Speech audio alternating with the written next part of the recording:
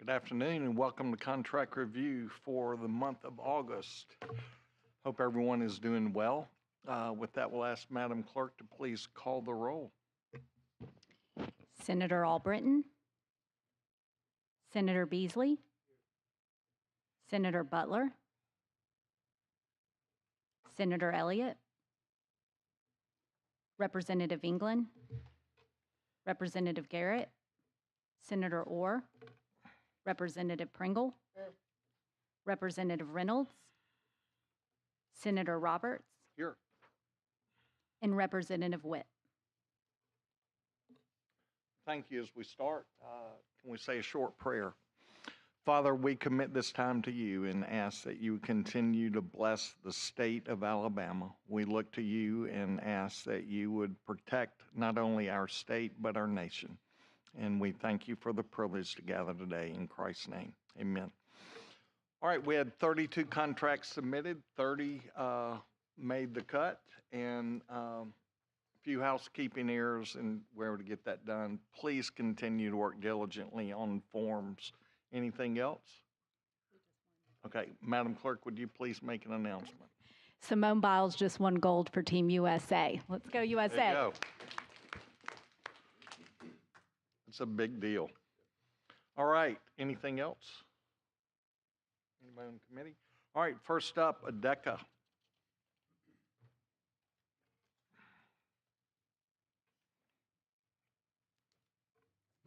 Good afternoon, Chairman Roberts and members of the committee. I'm Meg Fiedler, the General Counsel for ADECA. We have 2 no-cost extension of time contract amendments and 1 new contract before the committee today. All right, first one, any questions? Okay. Second one, same stuff, I know. Yes, sir. We did have some questions. Jason, do you want to address the coverage of that, or you want me to just hit it? Yeah, we had some of the committee members that want to know, was it RFP'd, and by default, it's not, it's an RFQ, so as a result, it went on a STARS website, which put it out to everyone else, and I believe you had 5 people bid on this, am I correct? On the Santec Consulting or the DC Winds? The first 2 were amendments. Right, just an extension. Okay. Yes, sir. Any questions on the second?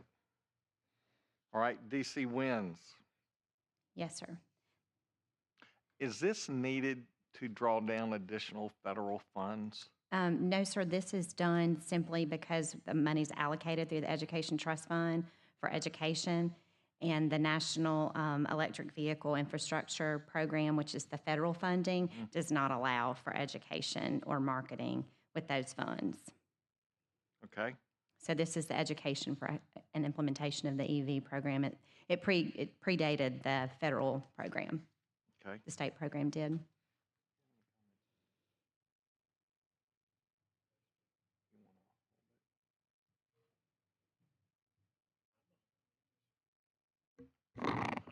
I don't understand what you're going to educate people on electric cars. It's just a marketing campaign that we allocated money about electronic vehicles and how they work and the infrastructure and what needs to be done. Are you going to tell people where the charging stations are? Well, it's for websites and billboards and all of that. I just know that this was funds that were allocated, and so that's what we use for education and for implementation. Well, it seems to me like if you have an electric vehicle, you can just Google charging station right there in your electric car. Yes, sir. Or is it going to tell you how to call somebody with a generator to come charge your car on the side of the road? I have no idea. I love that. In California, guys making a living with diesel generators on their trucks going around charging Teslas. Yeah, absolutely. Yeah, it's all state funding, but... Yes, sir. I think we're going to hold it. One of the members that couldn't be here, we had some questions about this. If we could hold that, Madam Clerk. Absolutely, understand. Thank you. Thank you very much.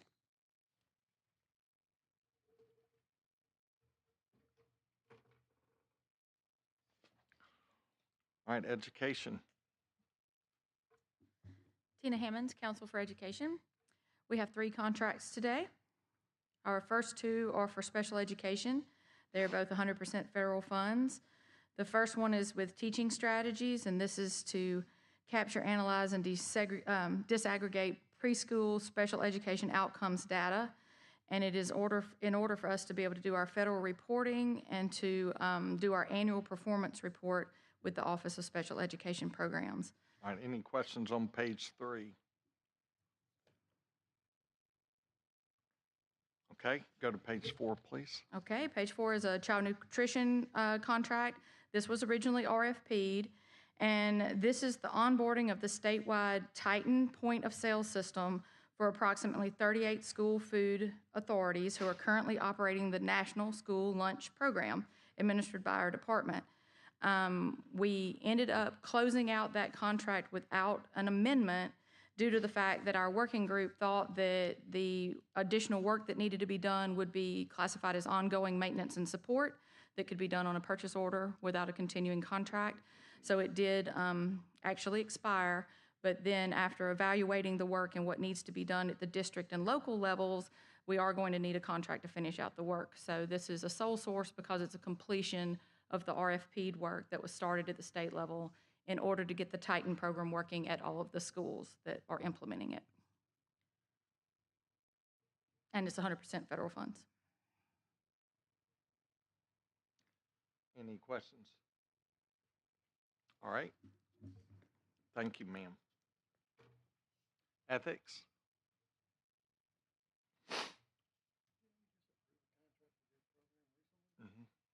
Hello, Cynthia Ralston with Ethics. This is an ongoing contract from a sole source from Scott Howard. They handle our comprehensive database. We are developing an election official portal in order to for better compliance with Section 15 of our act that requires SEIs to be filed within 5 days of qualifying. This is going to streamline that process, automate it to a large extent, and help to maintain and make election officials aware that they need to be sending us our lists. And also just to update our online video to be ADA compliant.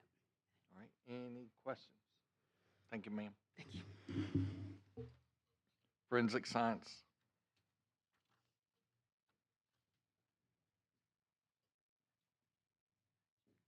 Good afternoon, Chairman Roberts, members of the committee. Mark Bass with Forensic Sciences. We've got before you today at one no-cost time extension contract with Dewberry Engineers for commissioning services for our Huntsville Regional Laboratory and Medical Examiner facility. All right, any questions? Thank you, sir. Thank you. Geological survey? Mr. Chairman, members of the committee, I'm Bennett Bearden with the Geological Survey of Alabama. We've got amendment number 2 to a contract with Aptum Environmental. This is beach restoration investigations to keep our million-dollar beaches intact. The federal government has given us another $75,000 to add to this to do 15 more cores in the Gulf of Mexico to try to locate sand sources for this purpose. This is all federal funding.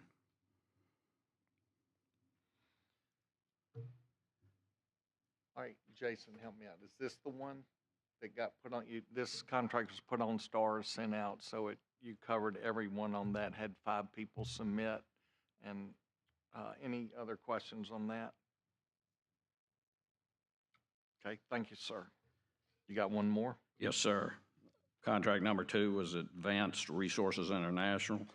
We received a $1.1 million contract from the federal government to investigate and build a database for carbon sequestration in the state of Alabama. One of the requirements under that contract is development of a community benefits plan. We don't have the staff to do that. Obviously, we're not social scientists, we're physical scientists. So we've contracted with them through an RFP for this work. What is a community benefits plan? I have a man here who can answer that question because I knew you'd ask it, Mr. Chairman. Thank you. Greg Guthrie. He answers lots of questions, doesn't he?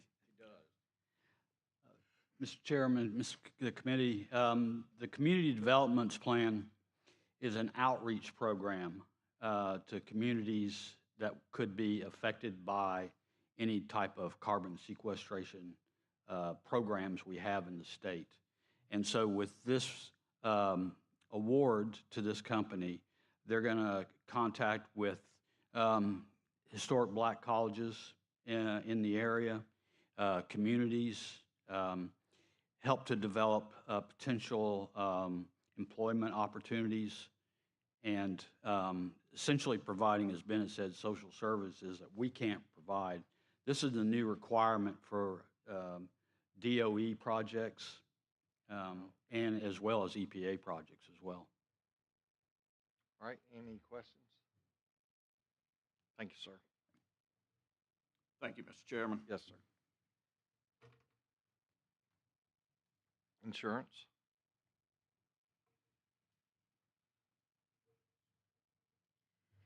Good morning, Chairman and committee members. My name is Heather Lowe with the Department of Insurance. I'm here today with one contract that increases the total amount of the contract. Any questions? Heather, thank you. Thank you. Legislative Services? Mr. Chairman, members, Anthony Latham with LSA. This is a contract with Kayvon Daravi. He's a retired economist from AUM, and since he has retired, we've been on contract with him to do a cross-check of our annual estimates and keep up the model he developed while he was at AUM. Grateful he's in business. It's useful information. Any Yes, questions? sir. Thank you, sir. Thank you. Medicaid?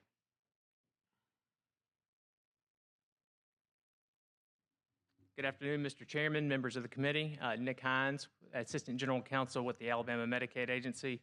The agency has 3 contracts before you today. The first is a renewal of a previously approved contract with CBiz Optimus.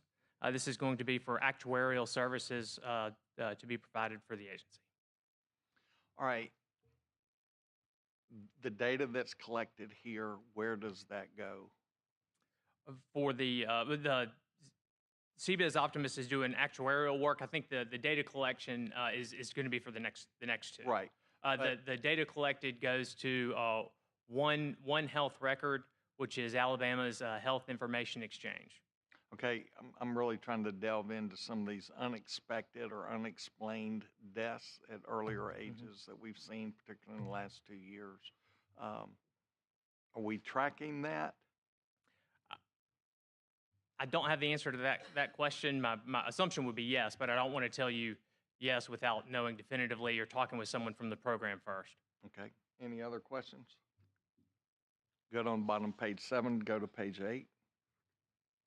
Yes, sir, Mr. Chairman. This contract is again a renewal of a previously existing contract.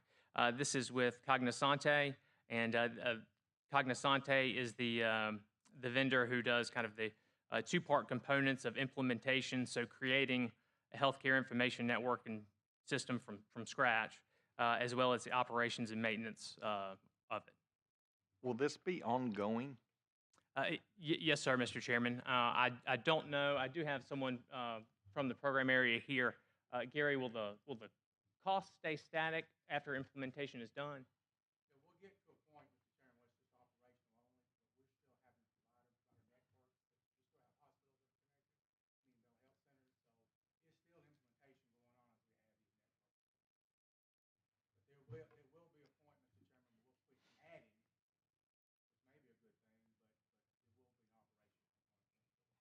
operational. These are just larger numbers, as we all know. And okay. Any other questions? Thank you. Page 9.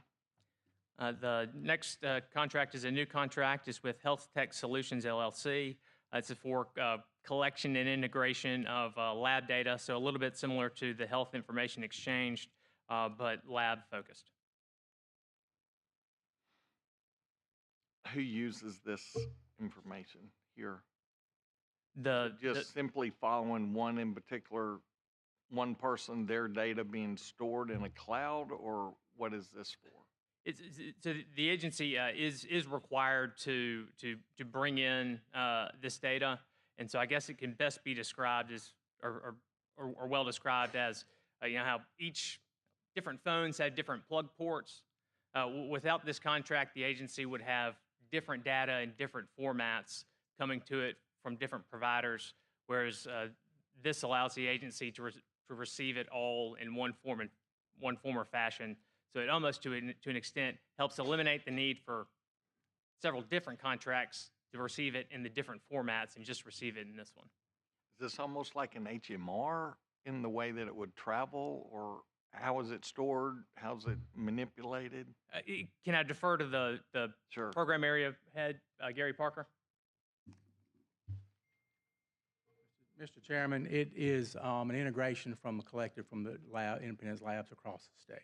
We bring this in on the Medicaid recipients, and it is collected and stored in our agency data lake. Would it then be an HMR? They show up at some other physician, they can access it to see what Right, had so, been done? right, so you push lab data out as part of the medical records as well. And when you're querying the exchange, then that information is rolled up into a unified view from the EHR system or from the portal that we provide providers that do not have electronic health record systems. So it's encapsulating and getting a more clear picture, so remove information gaps from medical records for outcomes of care improvement. Any questions? I'd love to get with you sometime when we can work it into schedule. I would love to I demonstrate would it to you, Mr. enjoy understanding what's happening. I can here. show you what we've done. Thank you, sir. Yes, sir. Any other questions? Thank you. Mental health.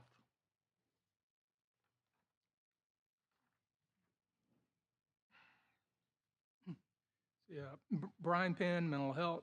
We have one contract, Allied Community Resources, an amendment.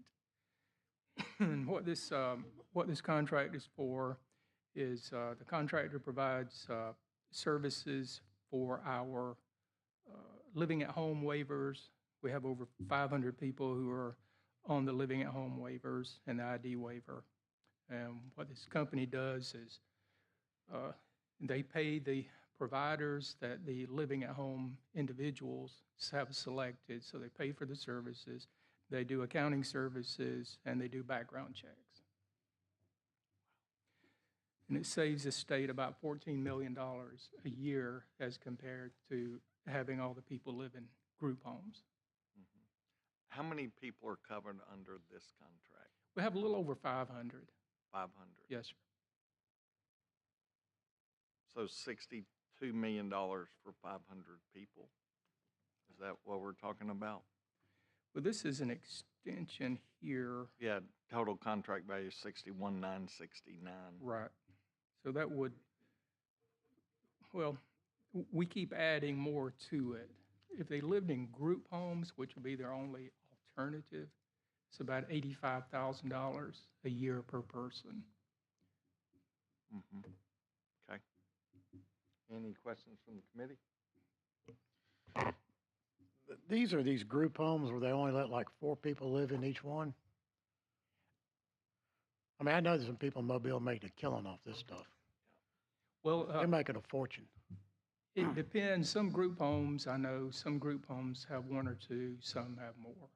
It just depends on how much a demand there is, what the provider is willing to do to the building. Because we have 4 or more, they have to put in sprinkler systems and things like that. So it depends on We're putting demand. sprinklers in other people's buildings. Say again? We're putting sprinklers in other people's buildings? They're paying for it themselves. They have to pay for it. Provider has to pay for it, yes. Because, I mean, these houses have to have 24-hour a day, 7-day a week supervision, right? Yes, sir. And they're in private residences. These are owned by people who are renting them back to y'all, right? No, sir. No, sir. We pay, talking about 2 different things now. This contract covers people who live in their own homes. They select their own providers. These are people who have developmental disabilities. So they live with their parents, they live on their own if they're able to. They can select their own providers. Group homes are people who cannot live on their own, generally. They live in homes where providers provide these services and then bill for them. Thank you. Yes, sir. You've confused me. Thank you. This says 325 individuals. Yes, sir, I know. It's more than 500. 62 million. 300, We could have built 500 times, could have built some beautiful homes with that. yes, sir. This contract was started in the December of 2022. Right.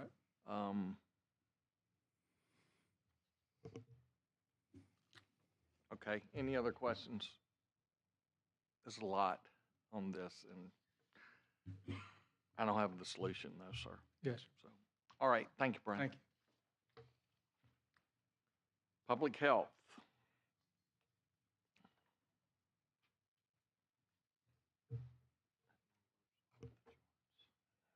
Good afternoon, Mr. Chairman, members of the committee. My name is Santia Howard with the Alabama Department of Public Health. We have one contract before you with the Black Belt Unincorporated Wastewater Program. It's 100% federally funded for $2,233,333. If it'll help the committee, I would like to provide a history of funding allocated through legislation and memorandums of agreement for wastewater management programs in the Black Belt areas. Would that be helpful? Sure. Okay. All right. So back in 2022, through legislation, Act number 2022-1, it became effective, which provided the first round of coronavirus state fiscal recovery funds pursuant to federal funds from the American Rescue Plan Act, which we refer to as ARPA 1. The total amount for that was $443 million and some change.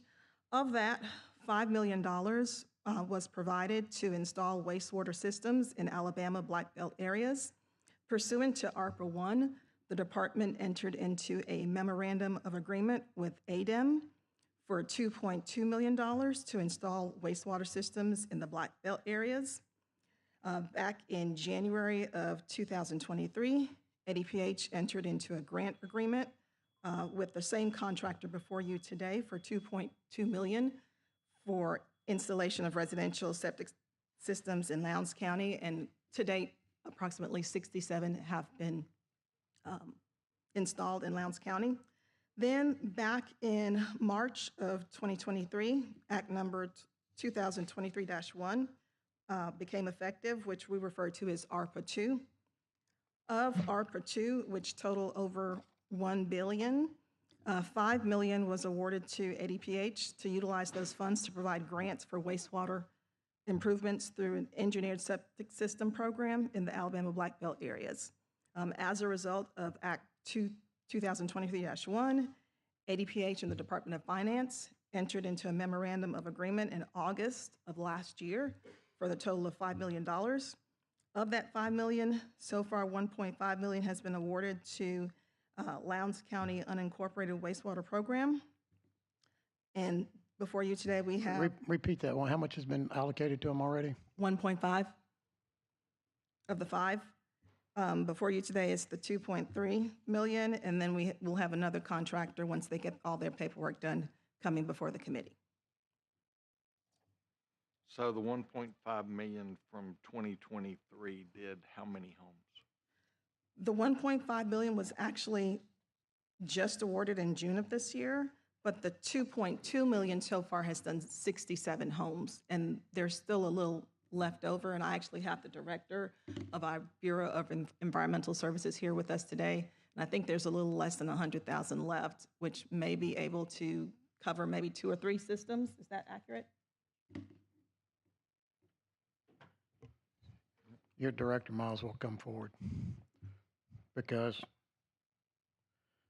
here's the issue I have. Your justification clearly states, you're telling me you've been doing this for how many years now? We just started doing it last year. In 2023, when? The first agreement was signed in January of 2023. January 2023 with this Black Belt Unincorporated? Yes. Okay. And ADPH regulates the outside septic industry, creating a conflict to solicit bids for the design and installation of septic systems, nor does the department have the staff to manage a project of this nature. That is accurate. And I'll also mention to the committee, the department also entered into an agreement with the Department of Justice pursuant to an investigation that the Department of Justice had, where we're under an agreement that was approved by the governor's office as well as the attorney general's office to actually move forward with this project. Because correct me if I'm wrong, but wasn't there a substantial sum of money sent down to fix this problem several years ago? We ran into a problem with how the money was used. When you say several years ago, can you tell me when? It was, I don't remember. You know, I've been around a long time and I don't remember. I have not been around a long time.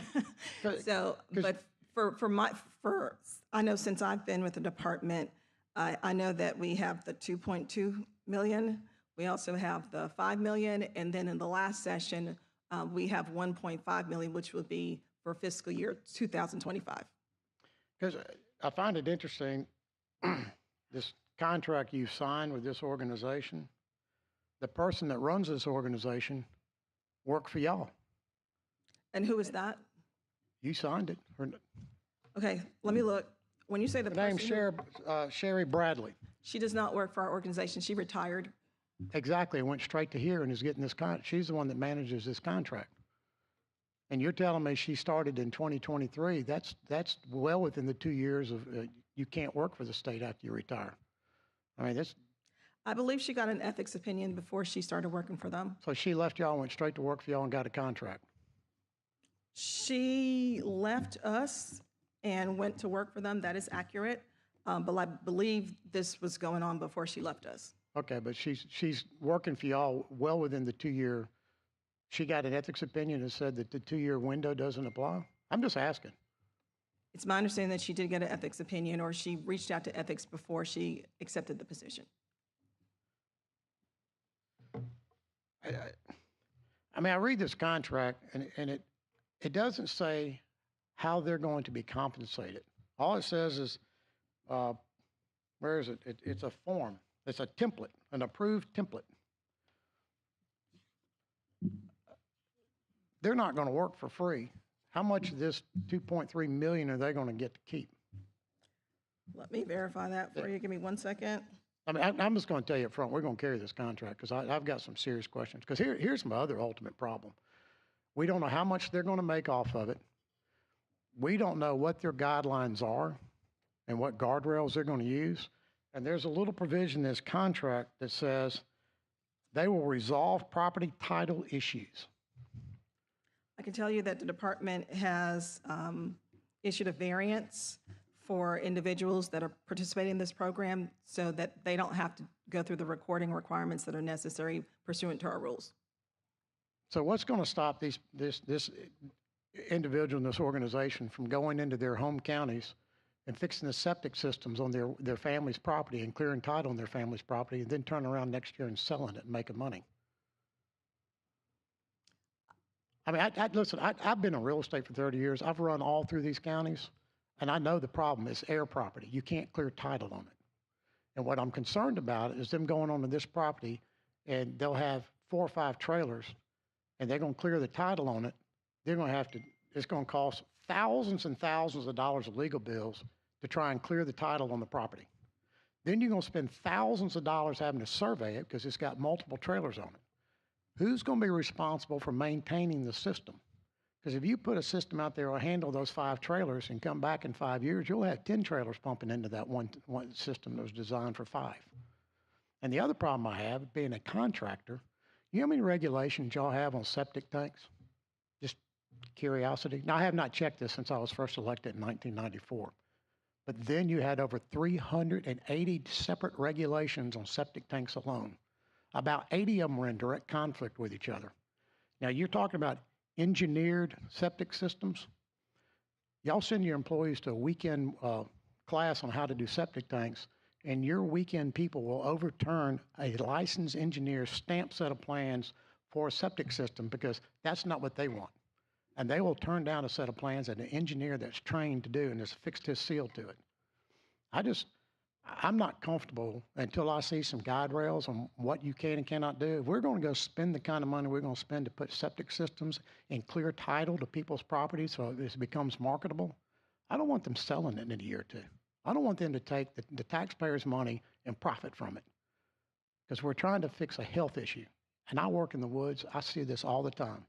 I have walked many a property line where you see that pipe coming out of that trailer going straight across their yard, and they're dumping it in the landowner's land next to it. In fact, I had a gun pulled on me one day. The guy pulled a gun and said, "I'm not taking anything off a white boy," and turned around and he had a gun pointed at me because I was running the fence and it cut him off from his outflow. Threatened to shoot me. So I kind of know this. I mean, it's a problem up there because the soil doesn't perk. And they're building, you know, it's air property and they're all backing trailers on there and they can't get the soil to perk. I'm not against trying to help these poor people, but I don't want to see the taxpayers taken advantage of. So let's do this. I need to see a copy of this, of their invoices in the past. I want to know how much money they're making off administering this. And I want to see the template they're using. And I want to see the history of them clearing title and whose property they're clearing title on and how they're going about it. Because I've watched this for years in the woods. You can't clear title on a lot of this land. I've seen 40 acres that had 380 heirs on that 140-acre tract.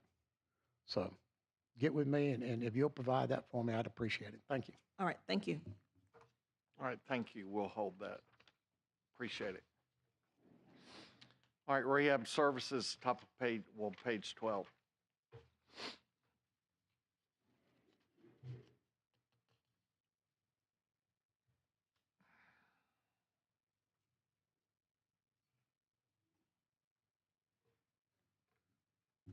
Good afternoon, Mr. Chairman, members of the committee. My name is Matthew Haynes. I'm with Rehab Services.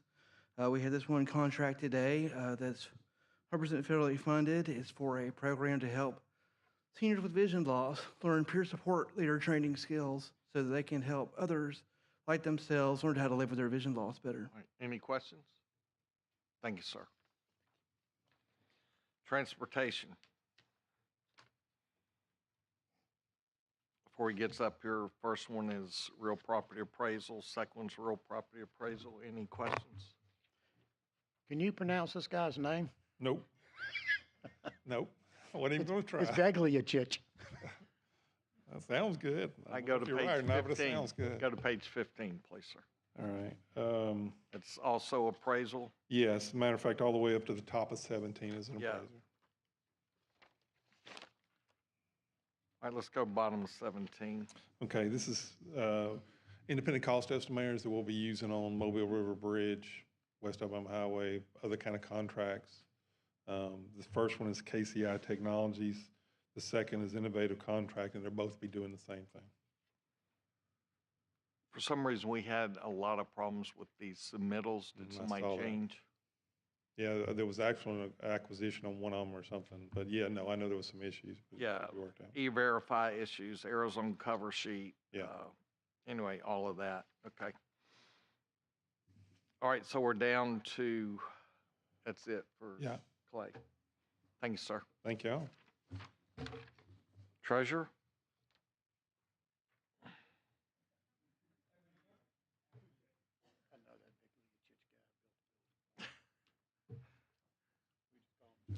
Good afternoon, Mr. Chair and committee members and staff. I'm Young Boozer, State Treasurer. I'm here with one contract with Avenue Insights and Analytics. They do brokerage, safekeeping services for us for the unclaimed property area. Any questions? Here too, we had E-Verify issues, but we're able to get that cleared up. Thank you. Any other questions? Appreciate you, sir. Thank you. Youth Services.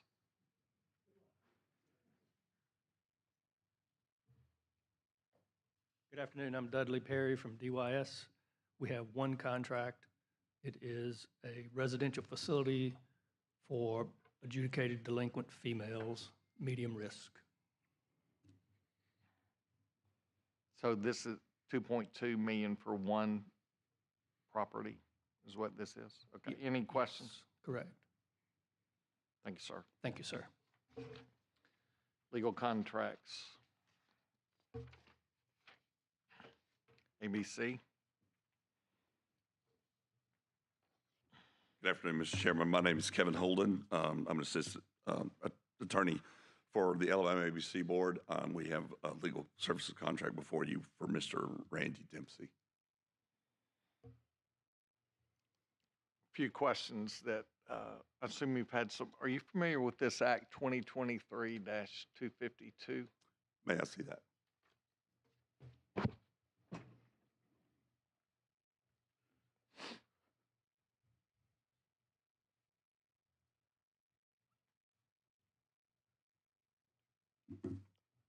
the point of that is RVP training to be done online, and we were the 48th state to allow this in 2023. It was signed by the governor May 24 of 2023, so roughly 14 months ago. Quick question, how many of these classes have we been able to do so far online, or what have we done with this? I can get with that division chief to get you that answer, yes, sir. But that is certainly a hot topic at our office, and that's been. I'm assuming. Yes, sir. The responsible vendor training is very important in Alabama's hospitality and tourism industry, because another law that was passed in 2023 allows 18 to 20-year-olds to serve.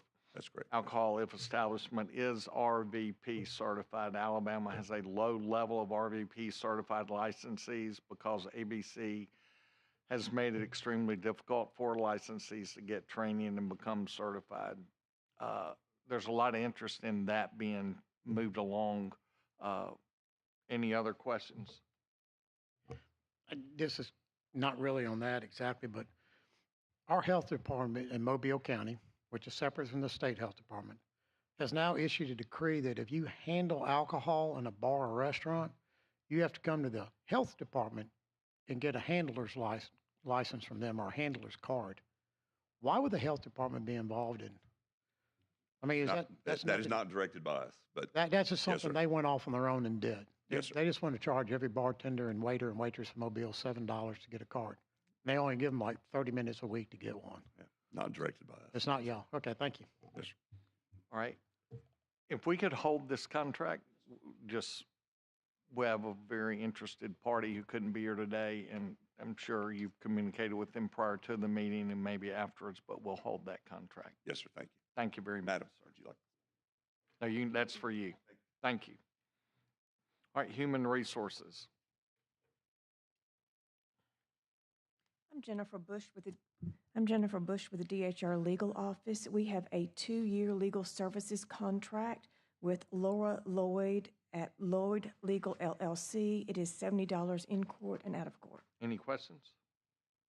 Thank you, ma'am. Thank you. Optometry Board.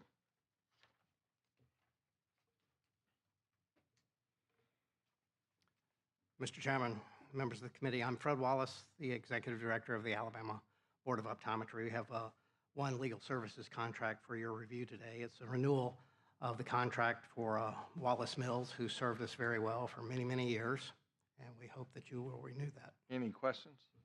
Thank you, sir. Thank you. ADECA, their presentation, and that'll wrap up the meeting.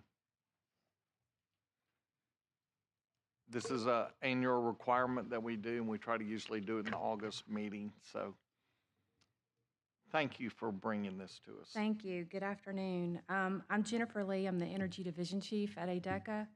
Our office administers the Community Services Block Grant, or CSBG, program for the state. The funds are allocated or provided by the U.S. Department of Health and Human Services.